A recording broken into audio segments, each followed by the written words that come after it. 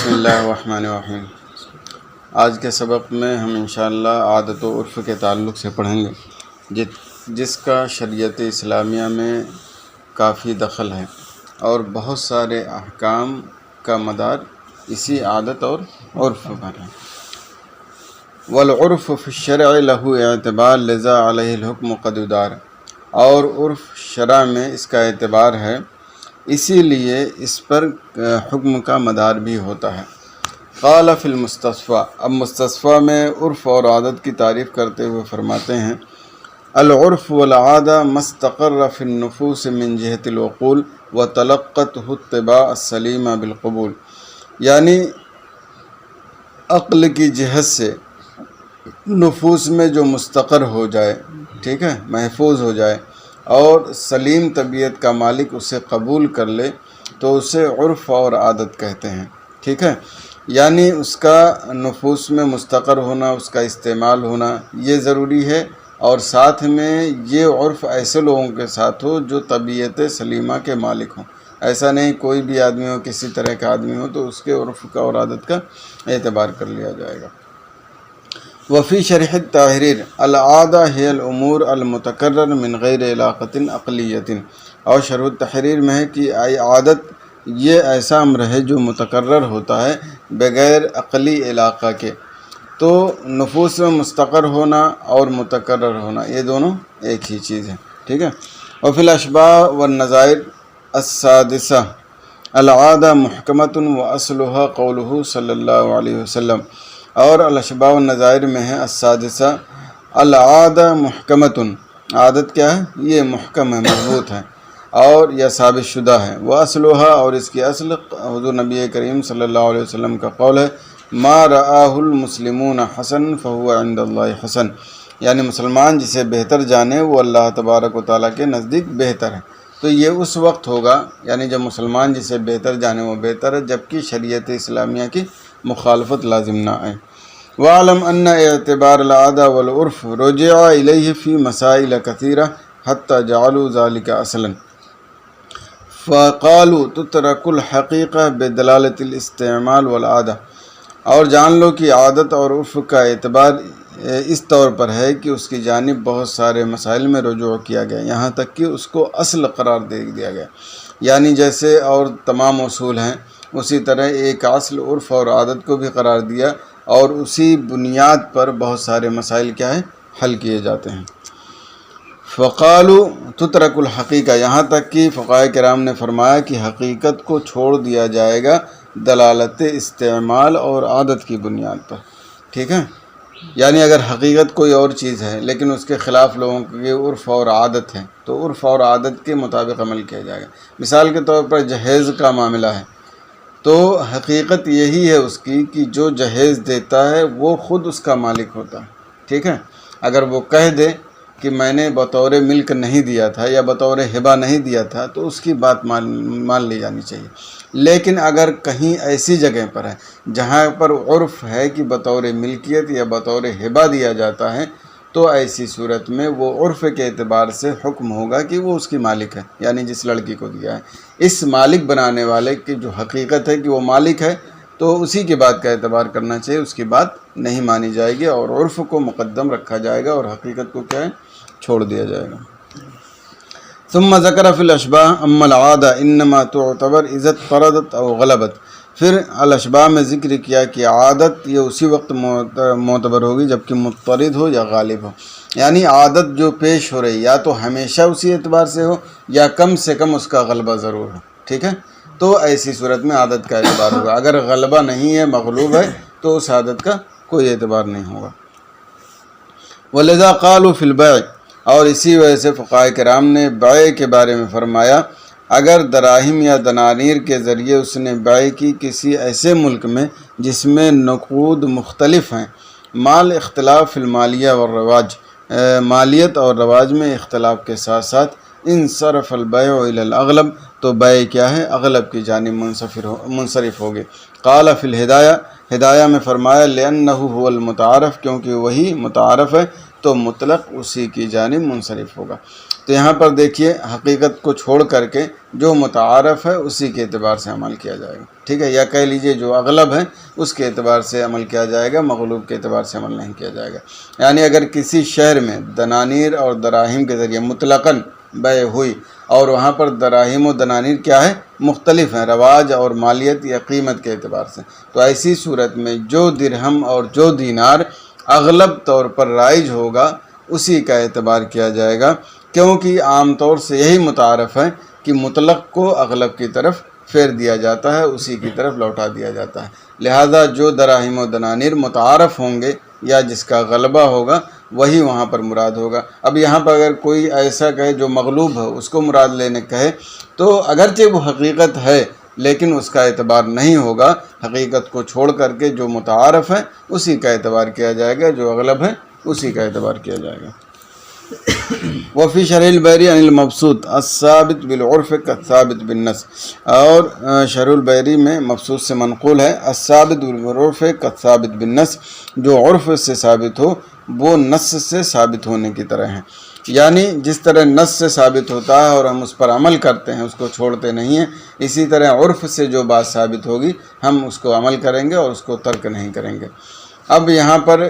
عرف اور حالات اور زمان کے اعتبار سے جو مسائل بدلتے ہیں کئی مثالیں دی ہیں، اس سے پہلے 2-3 مثالیں گزر چکی ہیں، جیسے استئجار اعلیٰ تعلیم القرآن، یہ کیا تھا، پہلے ناجائز تھا، لیکن زمان اور حالات کے اعتبار سے استئجار اعلیٰ تعلیم القرآن یا امامہ یا اذان دینے کے بدلے میں کیا ہے، اس کی اجازت دی۔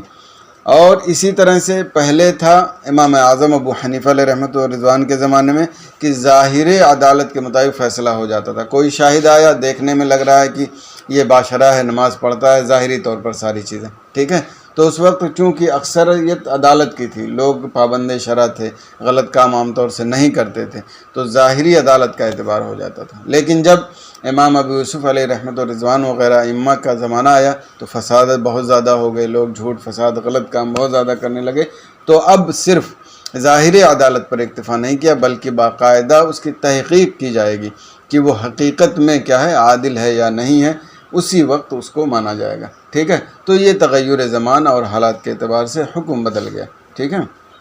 اسی طرح سے پہلے یہ تھا کہ اکراہ صرف سلطان کی طرف سے مانا جائے گا، یعنی اگر ہم کہیں کہ مجبور تھے، شرعی مجبوری، ٹھیک ہے، عام طور سے جو بولا جاتا ہے وہ نہیں، شرعی مجبوری، تو یہ تھا کہ یہ صرف سلطان کی طرف سے متحقق ہوگا، عام آدمی کی طرف سے متحقق نہیں ہوگا۔ اس کا مطلب یہ ہوا اگر مان لے کوئی مجبور کرتا ہے کفر بکنے پر، ٹھیک ہے، تو ایسی صورت میں سلطان کی طرف سے ہے تو اسے مکرہ مانا جائے گا، لیکن اگر غیر سلطان کی طرف سے ہے تو اسے مکرہ نہیں مانا جائے گا۔ یہ اس زمانے میں تھا، لیکن بعد کے زمانے میں کیا ہوا کہ اکراہ بادشاہ کے علاوہ دوسرے لوگوں کی جانب سے بھی پایا جانے لگا، لوگ آزاد ہو گئے، ٹھیک ہے، تو اب حکم بدل گیا۔ اب یہ نہیں کہا جا سکتا کہ اکراہ صرف سلطان کی طرف سے پایا جائے گا، بلکہ اکراہ کیا ہے، دوسرے لوگوں کی طرف سے بھی پایا جا سکتا ہے۔ اس کے علاوہ اور بہت ساری مثالیں دیکھیے آپ، صرف مثالیں ہیں وہ دیکھ لیں۔ ثم علم ان کثیرا من الاحکام، پھر جان لو کہ بہت سارے احکام جس پر مجتہد صاحب مذہب نے صراحت کی ہے، بناء علی ما کان فی عرفہ، اس بنیاد پر جو ان کے عرف اور ان کے زمانے میں تھا، قد تغیرت بتغیر الازمان، تو وہ حکم کیا ہے یا احکام کیا ہے، ازمان کے تغیر سے بدل گئے، اہل زمان کے فساد کے سبب، او عموم ضرورہ، یہ عام ضرورت کی وجہ سے، کما قدمنا ہو، جیسا کہ ہم نے پہلے ہی بیان کیا، متاخرین کے فتویٰ دینے کا تعلیم قرآن کے استئجار کے جواز پر اور ظاہر عدالت پر اکتفا نہ کرنے پر،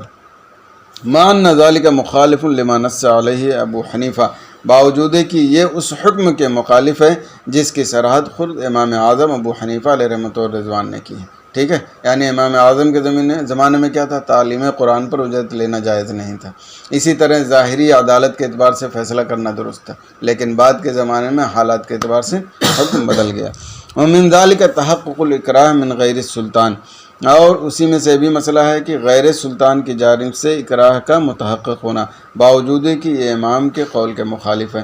بناء علی ما کان فی عصرہ، یہ اس بنیاد پر تھا جو آپ کے زمانے میں تھا، ان غیر السلطان لا یمکنہ الاکراہ، کہ غیر سلطان کے لیے اکراہ ممکن ہی نہیں ہے، ثم کثر الفساد، پھر فساد زیادہ ہوا، فصار یتحقق الاکراہ من غیرہ، تو سلطان کے علاوہ کی جانب سے بھی کیا ہے، اکراہ متحقق ہونے لگا۔ فقال محمد باعتبارہ وافتى به المتاخرون، تو امام محمد علیہ رحمۃ الرضوان نے اس کے اعتبار کا حکم دیا اور متاخرین نے اسی کے مطابق فتویٰ دیا۔ یعنی امام محمد علیہ رحمۃ الرضوان نے امام اعظم کے خلاف حالات اور زمانے کے فساد کی وجہ سے حکم دیا کیا کہ غیر سلطان کی جانب سے بھی اکراہ متحقق ہو جائے گا، اور متاخرین نے اس کو اختیار کیا ہے۔ تو حالات اور زمان کے اعتبار سے اس طرح کیا ہے، مسائل بدلتے رہتے ہیں، اور اس کو مذہب کی مخالفت نہیں کہتے۔ کیا مذہب کی مخالفت نہیں کہتے، کیونکہ یہ مذہب کے اصول میں سے ہے۔ تو ایک انسان جب اس طرح کا فتویٰ دیتا ہے، اگرچہ بظاہر آپ کو لگتا ہے خلاف ہے، لیکن حقیقت میں یہ خلاف نہیں ہے، بلکہ اصول کی اتباع کرنا ہے اور امام کے مذہب ہی کو بتانا ہے، کیونکہ امام اگر خود اس زمانے میں موجود ہوتے تو حالات زمانہ کی رعایت کرتے ہوئے خود ان کی رائے بدل جاتی، لہذا یہ امام ہی کا مذہب ہے، امام کے خلاف نہیں۔ ومن ذالک تضمین الساعی ما مخالفته لقاعدة المذهب من ان الضمان المباشر دون المتسبب ولكن افتوا بضمانه زجرا لفساد الزمان بل افتوا بقتله زمن الفترہ، اور اسی میں سے ساعی کا ضامن ہونا، باوجود کہ یہ مذہب کے قاعدہ کے مخالف ہے کہ زمان مباشر پر ہوتا ہے، متسبب پر نہیں ہوتا، ولیکن افتوا بزمانہ، لیکن فقہاء کرام نے اس کے زمان ضامن ہونے کا فتویٰ دیا، فساد زمانہ زجرن لفساد زمانہ، فساد زمانہ کی وجہ سے زجر کے طور پر، بل افتوا بقتلہ، بلکہ اس کے قتل کا فتویٰ دیا صلح کے زمانے میں۔ ٹھیک ہے، یعنی الساعی جو ہوتا ہے یہ خود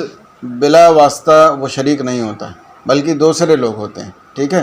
تو حقیقت میں اس کو ضامن نہیں بنانا چاہیے، لیکن فساد زمانہ کی وجہ سے کیا ہے، اس کو ضامن بنایا، ورنہ حقیقت کے اعتبار سے یہ ہونا چاہیے کہ جو مباشر ہے، جو خود کر رہا ہے، اس پر ضمان ہونا چاہیے۔ یہاں تک کہ سائی کے بارے میں کیا حکم ہوا کہ صلح کے زمانے میں اس کو قتل کر دیا جائے، لیکن ایک بات، ابھی تک سائی کا معنی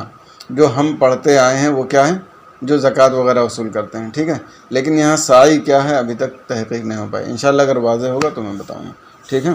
بہرحال اتنا ضرور ہے کہ سائی وہ مباشر نہیں ہوتا ہے، تو مباشر نہیں ہے تو اس کو ضامن نہیں ہونا چاہیے، جو مباشر ہے اس کو ضامن ہونا چاہیے، لیکن حالات زمانہ کے اعتبار سے کیا ہے، سائی کو بھی ضامن قرار دیا جو مباشر نہیں ہوتا بلکہ اس کے قتل کا حکم دیا۔ ومنہ تضمین الاجیر المشترک، اور اس میں سے اجیر مشترک کو ضامن بنانا۔ وقولہم ان الوصی لیس لہ المضاربہ، یعنی اجیر مشترک کو بھی ضمان کا حکم نہیں ہے، لیکن حالات زمانہ کے اعتبار سے کیا ہے، اجیر مشترک کو بھی ضامن بنایا جاتا ہے۔ وقولہم ان الوصی لیس لہ المضاربہ، اور فقہاء کرام کا یہ قول کہ وصی کو مال یتیم کے ذریعے مضاربہ کی اجازت نہیں ہمارے زمانے میں۔ ٹھیک ہے، حالانکہ یہ حالات زمانہ کے اعتبار سے، ورنہ حقیقت یہ ہے کہ کیا ہے، یتیم کے مال میں بھی مضاربہ ہو سکتا ہے۔ وَأَفْتَوْهُمْ بِتَضْمِينِ الْغَاصِبِ عَقَارَ الْيَتِيمِ وَالْوَقْفِ وَعَدْمِ إِجَارَتِهِ أَكْثَرَ مِنْ سَنَةٍ فِي الدُّورِ وَأَكْثَرَ مِنْ 3 سِنِينَ فِي الْأَرَاضِ مَعَ مُخَالَفَتِهِ لِأَصْلِ الْمَذْهَبِ مِنْ عَدْمِ الزَّمَانِ وَعَدْمِ التَّقْدِيرِ بِمُدَّةٍ، اور فقہاء کرام نے یہ بھی فتویٰ دیا کہ یتیم اور وقف کے عقار کے غاصب کو ضامن بنائیں، اور گھروں میں 1 سال سے زیادہ کی اجرت نہ دینے کا حکم دیا، اور وہ اکثر من 3 سنین فی الاراضی، اور زمین میں کیا ہے 3 سال سے زائد کو اجرت کے طور پر نہ دینا، ما مخالفت ہی لاصل المذہب، باوجود ہے کہ یہ اصل مذہب کے مخالف ہے کہ اس میں زمان نہیں ہے اور مدت کی کوئی تقدیر نہیں ہے۔ یعنی اگر کسی نے یتیم کی زمین ہڑپ لی، ٹھیک ہے، یا وقف کی زمین ہڑپ لی، تو ایسی صورت میں وہ ضامن ہوگا کہ نہیں، تو اصل مذہب کیا ہے، ضامن نہیں ہوگا۔ اور اسی طرح سے گھر کو 1 سال سے زیادہ کی اجارت دینا، یا 3 زمین کو 3 سال سے زیادہ کے اجارت کے طور پر دینا، تو اصل مذہب کے اعتبار سے یہ کوئی مدت متعین نہیں تھی، یعنی جتنا چاہے اتنی مدت کا دے سکتا ہے، لیکن حالات اور فساد زمانہ کا اعتبار کرتے ہوئے بعد میں گھروں میں 1 سال کی اجرت متعین کر دیا کہ اس سے زیادہ نہیں دے سکتے، اور زمین میں کیا ہے 3 سال کی مدت متعین کر دی کہ 3 سال سے زیادہ نہیں دے سکتے۔ تو یہ حالات زمانہ کے اعتبار سے احکام بدل گئے۔ وَمَنْعُهُمْ الْقَاضِي أَنْ يَقْضِيَ بِعِلْمِهِ، اور اسی طرح فقہاء کرام کا منع کرنا کہ قاضی اپنے علم کے اعتبار سے فتویٰ نہیں دے سکتا۔ حالانکہ ہونا چاہیے کہ اگر قاضی ہے، باشرہ ہے، سب کچھ ہے، تو اپنے علم کے اعتبار سے فتویٰ دے دے جیسا کہ پہلے تھا، لیکن حالات زمانہ کے اعتبار سے کہ ایک قاضی جو آج کل اتنے دیندار نہیں ہوتے، ٹھیک ہے، کچھ پیسہ ملا تو کسی خلاف فتویٰ دے دیں، کچھ اور معاملہ ہوا تو کہیں اور چلے گئے، ٹھیک ہے، یا عزت نفس کا مسئلہ ہوا تو کچھ اور فتویٰ دے دیا۔ عام طور سے سب کو نہیں کہتا، لیکن یہ حالات ہیں، آج ہندوستان میں بھی بہت سارے لوگوں کے ایسے ہی حالات، ٹھیک ہے۔ تو اس لیے قاضی کو یہ حکم ہوا کہ وہ اپنے علم کے اعتبار سے فتویٰ نہیں دے گا۔ تو یہ حکم کیوں بدلا؟ فساد زمان ہی کی وجہ سے۔ وَإِفْتَاؤُهُمْ بِمَنْعِ الزَّوْجِ مِنَ السَّفَرِ بِزَوْجَتِهِ وَإِنْ أَوْفَاهَا الْمُعَجَّلُ لِفَسَادِ الزَّمَانِ، اور ان کا فتویٰ دینا بِمَنْعِ الزَّوْجِ مِنَ السَّفَرِ بِزَوْجَتِهِ کہ شوہر اپنی بیوی کے ساتھ سفر نہیں کر سکتا، اگرچہ وہ معجل یعنی مہر معجل ادا کر دے، فساد زمان کی وجہ سے، ٹھیک ہے۔ یعنی اگر شوہر نے عورت کو مہر معجل نہیں دیا ہے تو ایسی صورت میں کیا عورت کو حق بنتا ہے کہ وہ انکار کر دے، میں نہیں جاؤں گی، ٹھیک ہے، یہ تو اس کو اجازت ہے۔ لیکن اب مہر معجل اگر دے دیا ہے تو شوہر اپنی عورت کو سفر میں لے جا سکتا ہے کہ نہیں؟ تو کہہ رہے ہیں حالات زمانہ اور فساد کے اعتبار سے کیا ہے، فقہاء کرام نے منع کیا کہ اپنی عورت کو سفر میں نہیں لے جانا چاہیے، ٹھیک ہے۔ وعدم سماع قوله انه استثنى بعد الحلف بطلاقها الا ببينة مع انه خلاف ظاہر روایہ وعللوه بفساد الزمان، اور اس کے قول کو نہ سننا کہ اس نے طلاق کے حلف کے بعد استثناء کر دیا مگر دلیل کے ذریعے ہی، باوجود کہ یہ ظاہر روایت کے خلاف ہے، وعللوه بفساد الزمان، اور اس کی تعلیل بھی فساد زمان ہی ہے۔ یعنی اگر کوئی شخص طلاق کی قسم کھا لے لیکن پھر بعد میں کہے کہ نہیں میں نے استثناء کر دیا تھا، تو اس کی بات مانی جائے گی یا نہیں؟ تو کہہ رہے ہیں جب تک وہ دلیل نہیں پیش کرے گا اس کی بات نہیں مانی جائے گی، حالانکہ یہ حقیقی مذہب کے خلاف ہے، اس کی بات مان لینی چاہیے، لیکن زمان کے فساد کی وجہ سے کیا ہے، اسے یہ حکم ہوا کہ بغیر دلیل کے اس کی بات نہیں مانی جائے گی۔ وعدم تصدیقها بعد الدخول بها بأنها لم تقبض ما اشترط لها تعجيله من المہر، اور اس کی تصدیق نہ کرنا یعنی عورت کی اس کے دخول کے بعد، بأنها اس طور سے کہ اس نے جو تعجیل مہر کی شرط لگائی گئی تھی اس کو لیا نہیں ہے، ما انها منکرۃ للقبض، باوجود کہ یہ کیا ہے، قبضہ پانے کی منکر ہے، وقاعدۃ المذہب ان القول للمنکر، اور مذہب کا قاعدہ یہ ہے کہ قول کیا ہے، منکر کا ہوتا ہے، یعنی اس کی بات مان لینی چاہیے۔ لیکنھا فی العادہ، لیکن عادت یہ ہے کہ عورت اپنی نفس کو مہر معجل قبضہ کرنے سے پہلے سپرد نہیں کرتی، ٹھیک ہے۔ یہاں پر یہ کہ اگر عورت دخول کے بعد یہ کہے کہ ہم کو مہر معجل نہیں ملا ہے تو ایسی صورت میں اس کی بات نہیں مانی جائے گی، حالانکہ قاعدہ کیا ہے کہ یہ منکر ہے کہ مجھے نہیں ملا ہے تو اس کی بات مان لینی چاہیے، ٹھیک ہے۔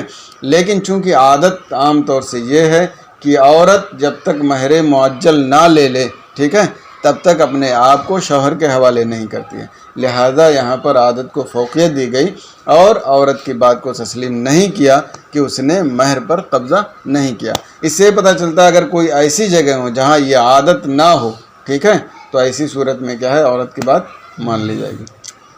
وَقَذَا قَالُوا فِي قَوْلِهِ كُلُّ حِلٍّ عَلَيَّ حَرَامٌ يَقَعُ بِهِ الطَّلَاقُ لِلْعُرْفِ، اور ایسے ہی فقہاء کرام نے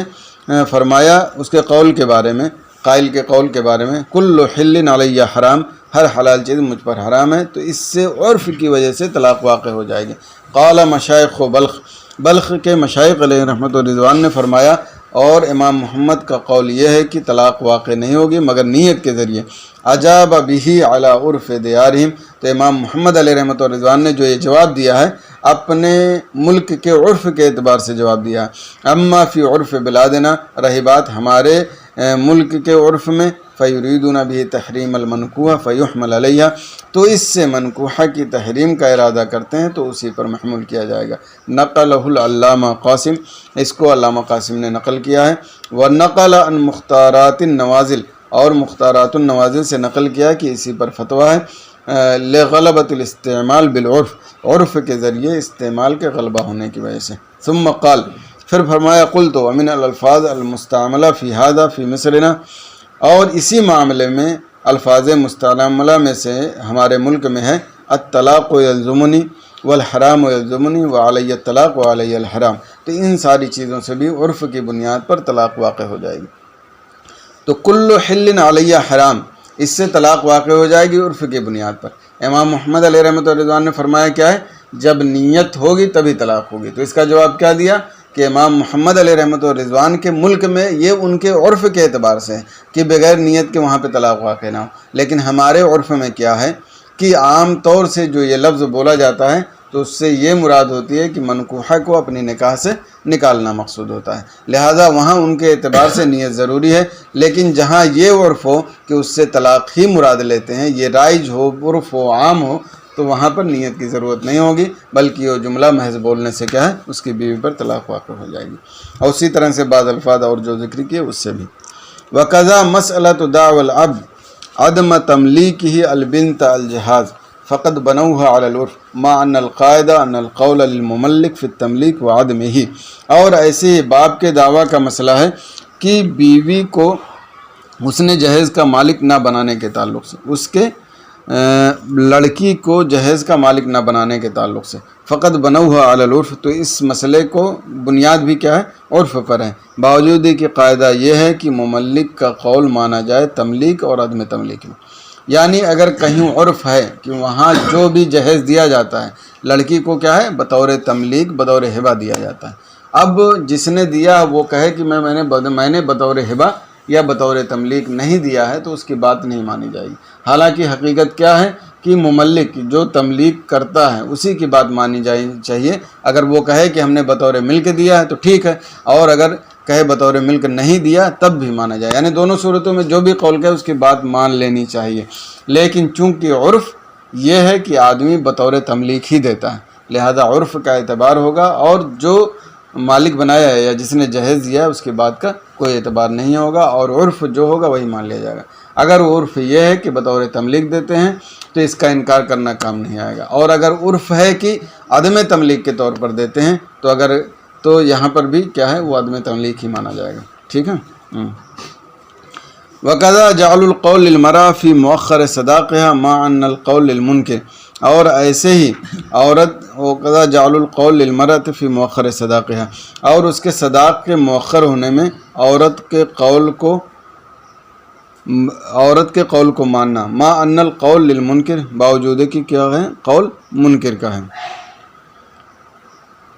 یعنی یہاں پر اگر یہ کہے کہ ہمارے صداق یعنی مہر کو مؤخر کیا ہے، ٹھیک ہے، اور شوہر کہے کہ مؤخر نہیں کیا ہے، ٹھیک ہے، تو یہاں پر کیا ہے، عورت ہی کو بات کو مانا جائے گا، شوہر کی بات کو نہیں مانا جائے گا۔ وَقَضَى قَوْلُهُمْ الْمُخْتَارُ فِي زَمَانِنَا قَوْلُهُمَا فِي الْمُزَارَعَةِ وَالْمُعَامَلَةِ وَالْوَقْفِ لِمَكَانِ الضَّرُورَةِ وَالْبَلْوَىٰ۔ ایسے ہی فقہائے کرام کا یہ قول کہ مختار ہمارے زمانے میں انہی دونوں کا قول ہے، یعنی امام ابو یوسف اور امام محمد کا، مزارعہ کے تعلق سے، معاملہ کے تعلق سے، اور وقف کے تعلق سے، ضرورت اور عموم بلوہ کی وجہ سے۔ یعنی عام طور سے ایسا ہو سکتا ہے کہ امام کے قول کو بھی لیا جائے، لیکن عام طور سے انہی دونوں کے قول پر عمل کیا جائے گا۔ کیوں؟ فساد زمانہ یا حالات زمانہ کی وجہ سے، اور ضرورت اور عموم بلوہ کی وجہ سے۔ او قول محمد بسقوط الشفعہ اذا اخر طلب التملیک شہرا دفعا للضرر عن المشتری، اور ایسے ہی امام محمد کے قول کو لیا جائے گا شفعہ کے ساقط ہونے کے متعلق، جب کہ اذا اخر طلب التملیک شہرا، جب کہ تملیک کے طلب کو 1 مہینہ مؤخر کر دیا، دفعا للضرر، ضرر کو دفع کرنے کے لیے مشتری سے۔ یعنی اگر کسی نے کوئی زمین بیچی ہے اور کوئی شفعہ کا دعویٰ کرے، ٹھیک ہے،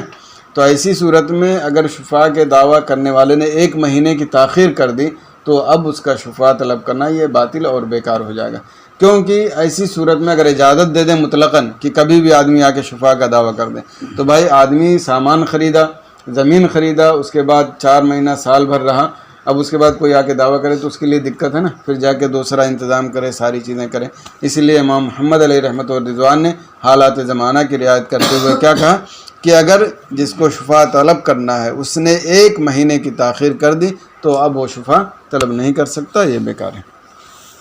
اور روایت الحسن بأن الحر العاقل البالغ لو زوجت نفسها من غیر کفو لا یصح، اور امام حسن کی روایت کی حرہ بالغہ اگر اپنی شادی غیر کفو میں کر لے تو یہ نکاح درست نہیں ہوگا، ٹھیک ہے، تو یہ ظاہر مذہب کے خلاف ہے۔ کیا ہے؟ یہ ظاہر مذہب کے خلاف ہے، لیکن حالات زمانہ کے اعتبار سے یہ حکم دیا گیا کہ حرہ بالغہ اگر نکاح کرتی ہے غیر کفر میں تو کیا ہے نکاح درست نہیں ہوگا، لیکن اب پھر واپس کیا ہے جائز ہو جائے گا، جائز ہو جائے گا، اب جائز ہو جائے گا، جائز ہو جائے گا، لیکن ماں باپ کو کیا ہے حق اعتراض حاصل ہوگا۔ ٹھیک۔ وَإِفْتَاهُمْ بِالْعَفْوِ عَنْ تِينِ الشَّارِعِ لِلضَّرُورَةِ، اور فقہائے کرام کا سڑک کی مٹی کے بارے کے معاف ہونے کے تعلق سے ضرورت کے تحت، یعنی آدمی روڈ پہ چلتا ہے تھوڑی بہت مٹی لگ ہی جاتی ہے، اگر اس پر حکم دیں تو حرج لازم آئے گا، اس لیے ضرورت کے تحت یہ حکم ہوا۔ وَبَيْعُ الْوَفَاءِ وَالِاسْتِثْنَاءِ وَالشُّرْبُ مِنَ السَّقَاءِ بِلَا بَيَانِ مِقْدَارِ مَا يُشْرَبُ۔ بیع وفا کس کو کہتے ہیں؟ کسی چیز کا بیچ دینا اس شرط کے ساتھ کہ جب میں قیمت واپس کر دوں گا تو مجھے سامان واپس کر دینا، ٹھیک ہے؟ یعنی میں نے آپ سے کوئی سامان بیچا اور میں نے کہا جب میں اس کی قیمت آپ کو واپس کر دوں گا تو آپ سامان واپس کر دیجیے گا، تو یہ بیع وفا بھی جائز نہیں ہے اصل حکم کے اعتبار سے، لیکن ضرورت کے تحت اس کی بھی اجازت دی گئی۔ اسی طرح استثناء، کسی چیز کو بنانے کے لیے دینا، بنانے کے لیے آپ دیتے ہیں کوئی چیز موجود نہیں ہوتی، ٹھیک ہے، اور استثناء ہی اصل کے اعتبار سے یہ جائز نہیں، لیکن حالات اور حاجت اور ضرورت اور زمان کے اعتبار سے اس کی بھی اجازت دی گئی۔ اور پینے کے برتن سے پانی پینا بلا بیان مقدار ما یشرب، بغیر اس مقدار کے بیان کیے ہوئے کہ جو پیا جائے گا، یعنی مقدار تو متعین ہونی چاہیے کہ آدمی کتنا پیے گا، لیکن حالات کے اعتبار سے اس کی بھی اجازت دی۔ ودخول الحمام بلا بیان مدت المکث، اور حمام میں داخل ہونا بغیر ٹھہرنے کی مدت بیان کیے ہوئے، آدمی جاتا ہے حمام میں نہانے کے لیے تو مدت بھی وہاں پہ بیان ہونی چاہیے، اصل کے اعتبار سے یہی، لیکن کیا ہے حاجت اور حالات کے اعتبار سے کہ اس میں ضرر ہے، آدمی نہانے جائے گا وقت تھوڑی نہ متعین کر سکتا ہے کہ ہم 5 منٹ یا 7 منٹ میں نکل جائیں، کبھی پیچھے بھی ہو سکتا ہے کبھی زیادہ بھی ہو سکتا ہے، ٹھیک ہے، اس لیے اس کے بھی تعین کی ضرورت نہیں ہوئی۔ ومقدار ما یصب من الماء، ومقدار ما یصب من الماء، اور اس کی مقدار کی جتنا پانی بہائے گا، یعنی پانی کتنا استعمال کرے گا یہ بھی متعین نہیں ہوتا۔ واستغراض العجین والخبز بلا وزن، اور آٹا اور روٹی کا قرض لینا بغیر وزن کے، یعنی اگر آپ قرض لیتے ہیں یہ ساری چیزیں تو آپ کو وزن کر کے لینا چاہیے تاکہ جب آپ دیں واپس تو اتنے ہی مقدار میں واپس دیں، کیونکہ زیادہ ہوگا تو یہ سود ہو جائے گا، ٹھیک ہے، اور کم ہو جائے گا تو اس کا حق مارا جائے گا، لیکن چونکہ اس طرح عام طور سے لوگ استعمال کرتے ہیں اور وزن وغیرہ نہیں کرتے ہیں، کہیں رائج نہیں، تو اس لیے اب حکم یہ ہے کہ بلا وزن بھی یہ جائز ہے۔ اسی لیے حضور فقیہ ملت علیہ رحمۃ اللہ بازار سے جتنے سامان منگاتے تھے، کوئی بھی سامان ہو وزن کرنے والا جو ہوتا تھا اس کو باقاعدہ وزن کرواتے تھے، اگر کچھ بھی زیادہ ہوا تو اس کو واپس کر دیتے تھے اور بغیر وزن کے استعمال ہی نہیں کرتے تھے، لیکن اب ہم لوگوں سے نہیں ہو پاتا۔ وغیر ذالک مما بنا علی العرف، اور اس کے علاوہ بہت سارے مسائل جس کی بنیاد عرف پر ہے۔ وقد ذکر من ذالک فی الاشباہ مسائل کثیرہ، اور اشباہ میں بہت سارے مسائل ان میں سے ذکر کیے ہیں۔ تو یہ سارے مسائل ٹھیک ہے اسلام کی آفاقیت اور اس کی وسعت پر دلالت کرتے ہیں، ٹھیک ہے، اور حالات زمانہ کی رعایت کی ضرورت پڑے گی اور جہاں گنجائش ہوگی وہاں رعایت کی جائے گی، ٹھیک ہے، اور حالات زمانہ کی رعایت نہ کرنا یہ اسلام کے لیے بظاہر، ویسے اسلام کا تو کوئی نقصان نہیں ہونے والا ہے، اس کے ماننے والوں کا نقصان ہوتا ہے، ٹھیک ہے، تو اس سے اگر رعایت نہ کریں تو بہرحال نقصان ہے۔ مثال کے طور پر جیسے لاؤڈ اسپیکر پر نماز پڑھنے کا مسئلہ ہے، آپ دیکھیں عام طور سے کامن لوگ اس کو استعمال کرتے ہیں، ٹھیک ہے، اگر ابھی حکم دیا جائے تو سوائے اس کے یہی کہنا پڑے گا ہم کو، اگر عدم جواز کا حکم دیا جائے تو یہ کہا جائے گا کہ اکثر ائمہ ناجائز کام کر رہے ہیں اور ان کی نمازیں فاسد ہو رہی ہیں۔ اس سے کم استعمال میں ہمارے ائمہ کرام نے تخفیف کی ہے، تو اس میں بھی تخفیف ہونی چاہیے، خاص طور سے اس صورت میں جب کہ یہ مسئلہ اٹھا تو اسی وقت علماء کرام کے درمیان یہ مختلف ہی رہا، یعنی بعض لوگوں کے نزدیک ناجائز تھا تو بعض لوگوں کے نزدیک خلاف اولا تھا۔ خلاف اولا کا مطلب کیا ہوتا ہے؟ جائز ہے بس بچنا بہتر ہے، تو جب اس طرح کی صورت ہو تو ہم کو یا کسی کو بھی تشدد نہیں کرنا چاہیے، اور اسی کی بنیاد پر کتنے لوگوں نے یہ بتایا کہ مائک پر نماز نہ پڑھانے کی بنیاد سے دیوبندی وہابی آئے اور ان کا مسجد پر قبضہ ہو گیا۔ تو یہ ساری چیزیں آپ حالات کے اعتبار سے دیکھ لیں، پورے اپنے ملک کا جائزہ لے لیں کہ معاملہ کیا ہے، اگر ہم اس کے عدم جواز کا حکم دیتے ہیں تو اس کا ریئیکشن کیا ہوگا، جواز کا حکم دیتے ہیں تو ہمارا کتنا نقصان، ہمارا کتنا فائدہ ہوگا، ٹھیک ہے، اسی کے اعتبار سے عمل کریں۔ اسی لیے یہ بہت سارے علماء کہتے ہیں کہ من لا یعرف اہل زمانی فہو جاہل، تو اسی وجہ سے کہ اگر آپ زمانے کی رعایت نہیں کریں گے جہاں گنجائش ہے تو جیسے جاہل سے نقصان ہوتا ہے ویسے آپ سے نقصان ہوگا، لہٰذا اس طرح کی حرکت کسی کے ذریعے ہونی نہیں چاہیے، ٹھیک ہے۔ فاضی کلھا کا تغیرت احکامھا لتغیر الزمان، تو یہ سارے کے سارے احکام زمان کے تغیر کی وجہ سے یا ضرورت کی وجہ سے یا عرف کی وجہ سے یا قرائن احوال کی وجہ سے بدل گئے، ٹھیک ہے۔ اور مائک کے تعلق سے مان لیں ابتدا میں اگر آپ گنجائش نہیں رکھتے تھے، حالانکہ اس وقت بھی گنجائش تھی، اختلاف علماء تھا شروع ہی سے،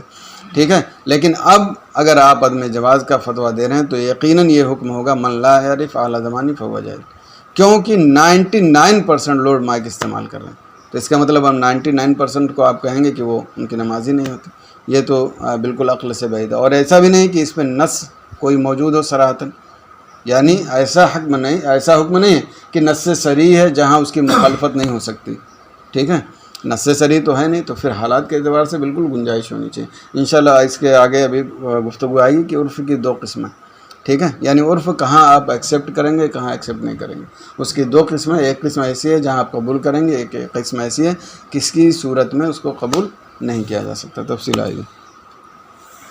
وَكُلُّ ذَلِكَ غَيْرُ خَارِجٍ عَنِ الْمَذْهَبِ، اور یہ ساری چیزیں مذہب سے خارج نہیں، حتیٰ کہ وہی لاؤڈ اسپیکر ہی کے مسئلے میں بہت سارے لوگوں نے بتایا اجماع کی مخالفت کی، ایسا کیا کھینچ تان کے لے جا کر دی، جو لوگ جائز کا قول کہہ رہے تھے ان کو کھینچ تان کے لے جا کے پہنچایا کہ اجماع کی مخالفت کرے، اور یہاں پہ خود ہے کہ زمانے کے اعتبار سے جو مسائل بدلتے ہیں وہ مذہب کی مخالفت نہیں ہوتی، ٹھیک ہے۔ تو اس طرح کے آدمی کو زبردستی نہیں کرنا چاہیے، ٹھیک ہے، جو چیز ظاہر ہو اس کو قبول کرنا چاہیے، اور جو چیز ظاہر نہ ہو اس کو سنجیدگی سے آپ دلائل کی روشنی میں رد کر دیں، بس اتنا ہی کافی، اور ایک مفتی یا اس کے ذریعے یہ قطعاً نہیں ہونا چاہیے، ٹھیک ہے۔ اور مسائل کی جو وسعت ہے، اسلام کی جو آفاقیت ہے، اس کو قطعاً تنگ نہیں کرنا چاہیے، اس کی وسعت ہمیشہ برقرار رکھنی چاہیے۔ ہاں وسعت وہیں ہوگی جہاں اسلام اجازت دیتا، جہاں اجازت نہیں دیتا وہاں وسعت نہیں ہوگی، اور مائک کے مسئلے میں بہرحال وسعت تھی اور ہے اور رہے گی، اس لیے اس طرح کے مسائل میں اس طرح کی تنگی یا سختی بالکل مطلب اسلام میں قابل قبول نہیں۔ اس سے اعتراض آپ کو کبھی بھی اس طرح کا موقع ہے تو آپ اس سے اعتراض کریں، آپ کو قبول نہیں ہے دلیل کی روشنی میں رد کریں، اور جو وسعت باقی ہے اسے باقی رکھیں، اسے ختم نہ کریں، ٹھیک ہے۔ لأن صاحب المذہب لو کان فی ھذا الزمان لقال بها، کیونکہ صاحب مذہب اگر اس زمانے میں ہوتے تو وہی قول کرتے، ولو حدث ھذا التغیر فی زمانہ لم ینص علی خلافها، اور اگر یہ تغیر ان کے زمانے میں ہی واقع ہو جاتا تو اس کے خلاف کی وہ صراحت نہیں کرتے، یعنی یہ جو حالات زمانہ کے اعتبار سے مسائل بدلے ہیں، اگر خود امام یا ہمارے ائمہ کرام اس زمانے میں موجود ہوتے تو زمانے کی رعایت کرتے ہوئے اسی کے مطابق فتویٰ دیتے، اس کے خلاف وہ نہیں جاتے۔ وَهَذَا الَّذِي جَرَّ الْمُجْتَهِدِينَ فِي الْمَذْهَبِ وَأَهْلَ النَّظَرِ الصَّحِيحِ مِنَ الْمُتَأَخِّرِينَ عَلَى مُخَالَفَةِ الْمَنْصُوصِ عَلَيْهِ مِنْ صَاحِبِ الْمَذْهَبِ فِي كُتُبِ ظَاهِرِ الرِّوَايَةِ بِنَاءً عَلَى مَا كَانَ فِي زَمَنِهِ كَمَا مَرَّ تَصْرِيحٌ بِهِ فِي مَسْأَلَةِ كُلُّ حِلٍّ عَلَيَّ حَرَامٌ من أن محمدًا بنا ما قاله على عرف زمانه وكذا ما قدمناه في الاستئجار على التعليم، اور یہی چیز ہے جس نے مجتہدین فی المذہب اور اہل نظر صحیح جو متاخرین میں سے ہیں ان کو جری کیا منصوص علیہ کی مخالفت پر جو صاحب مذہب سے موجود تھی کتب ظاہر رائے میں، اس بنا پر جو ان کے زمانے میں تھا، کما مر تصریحہم بہ، جیسا کہ ان کی تصریح اس کے تعلق سے گزری،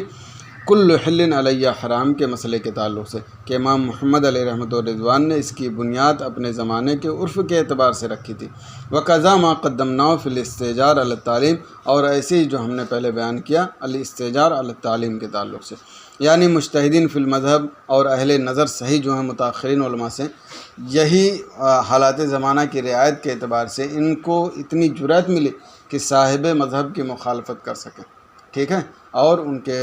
کے خلاف فتویٰ دیں، جیسے امام محمد علیہ رحمۃ الرضوان نے فرمایا کل حل علیہ حرام، انہوں نے کہا کہ نیت ہوگی تو طلاق ہوگی، لیکن حالات بدلے، عرف بدلے، لوگ اس سے صرف طلاق ہی مراد لی تو حکم یہ دیا کہ نیت کی ضرورت نہیں۔ الاستئجار علی تعلیم القرآن، یہ ائمہ کے درمیان متفق علیہ ہے کہ یہ جائز نہیں ہے، لیکن حالات زمانہ کے اعتبار سے کیا ہے اس کی اجازت دی اور یہ کہا کہ استئجار علی تعلیم القرآن ہو سکتا ہے۔ تو یہ ساری چیزیں آپ کے سامنے ہیں، اس کی رعایت ہمیشہ رکھیں، دنیا کے کسی کونے میں رہیں، ٹھیک ہے، تاکہ اسلام کی آفاقیت اور وسعت باقی رہے، اور اختلاف کی صورت میں اپنے دل کو بالکل وسیع رکھیں۔ آپ جائز کہتے ہیں تو ٹھیک ہے، اگلا ناجائز کہتا ہے تو وہ بھی ٹھیک ہے، لیکن ہم اس پر عمل کریں گے جہاں ہماری طبیعت جمتی ہے، جس عالم یا جس مفتی کے اعتبار سے، ٹھیک ہے، اور جس کی عدم جواز پہ عمل کرتی ہے وہ عدم جواز کے اعتبار سے عمل کرے۔ اس کو فتنہ، فساد یا انتشار کا ذریعہ قطعاً بنانے کی اجازت نہیں، کیونکہ اسلام میں اور قواعد اصول و ضوابط میں اس کی اجازت ہے، تو یہ اجازت برقرار رکھنی چاہیے،